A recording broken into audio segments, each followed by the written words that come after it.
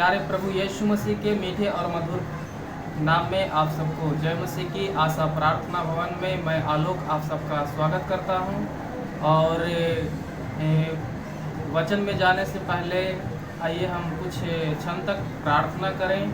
अपने आँखों को कुछ क्षण तक बंद करें। पवित्र आत्मा, हम आपकी महिमा करते हैं प्रभु जी कि जो कुछ हम वचनों से सीखने वाले हैं, परमेश्वर हमें आशीष दे। और जितने भी ऑनलाइन के माध्यम से हमारे भाई बहन देख रहे हैं परमेश्वर, उन्हें भरपूर तू आशीष को प्रकट कर मेरे परमेश्वर। इन वचनों के द्वारा तू हमसे बातें कर प्रभु जी, और जितने लोग देखने पाए परमेश्वर पिता, उनके जीवन में तू प्रकाशन को डाल प्रभु। हम आपकी महिमा करते हैं, यीशु मसीह के नाम में सारी दुआओं को मांगते हैं। सुने और ग्रहण करें पिता, आमीन। आज हम परमेश्वर के वचनों से देखेंगे कि एक मूर्ख व्यक्ति की पहचान क्या है।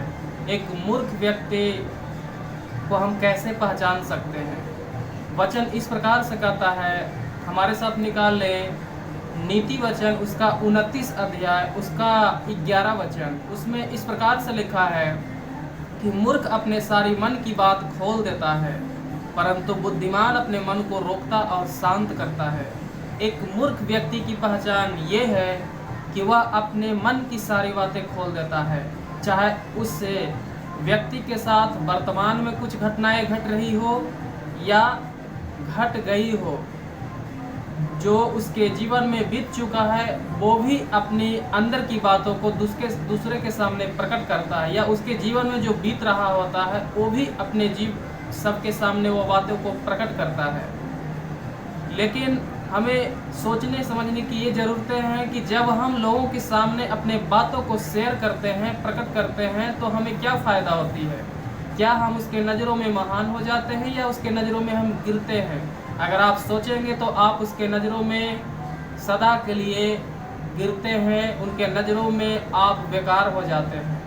इसलिए परमेश्वर का वचन कहता है कि जो मूर्ख व्यक्ति है उसकी ये पहचान है कि वह अपने मन की बातों को सबके सामने प्रकट करता है।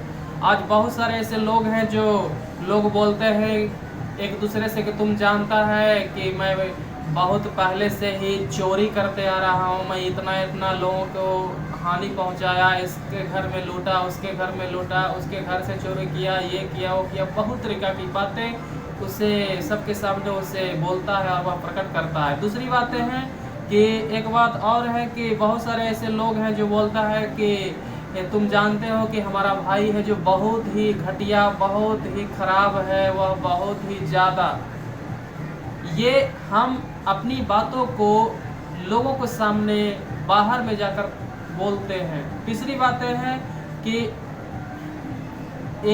कोई अगर व्यक्ति है तो वह जा करके अपने घर की बातों को बाहर में बोलता है कि तुम जानते हो हमारे घर में जितने भी लोग हैं एक दूसरे से दुश्मनी करके रखे हैं, वो एक दूसरे से बात नहीं करते, वो अपने घर की बातों को दूसरे लोगों के साथ शेयर जा करके करता है। तीसरी बात है कि बहुत सारे ऐसे लोग हैं जो अगर लड़का है तो लड़कियों से बोलता है कि मुझे वह लड़की के साथ अफेयर था, या लड़की है तो लड़की है जो लड़कियों से बातें करता और बोलती है कि वह लड़का के साथ मुझे अफेयर था। बहुत सारी ऐसी बातें हैं जो मन में जो बैठा हुआ है वे सारी बातें सबके सामने जाकर वह प्रकट करता है।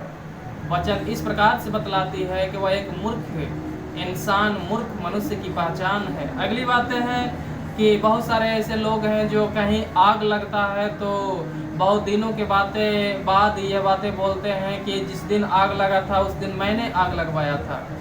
तो जितनी भी हमारे मन में गंदगी भरी हुई है, जितने भी इंसान में, मनुष्यों में उनके अंदर जो गंदगियां हैं, उसके अंदर जो उसके मन में जो बैठी, उसके जीवन से जो घटनाएं हुई है, वे सारी घटनाओं को लोगों के सामने शेयर करता है। लेकिन ऐसी चीज़ों को हम एक दूसरे से शेयर ना करें। आप समझ गए हो कि अगर हम अपनी बातों को, अपने जीवनों के बातों को लोगों के साथ हम शेयर करते हैं तो हम लोगों की नज़रों में गिरते हैं। और परमेश्वर का वचन कहता है कि ऐसे लोग जो करता है वह मूर्ख है।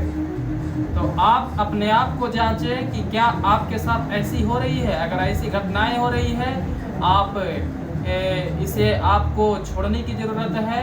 हम विश्वास करते हैं कि परमेश्वर ने आप इनको इन सारे वचनों से आशीष दिए हों। आप सबको जय मसीह की।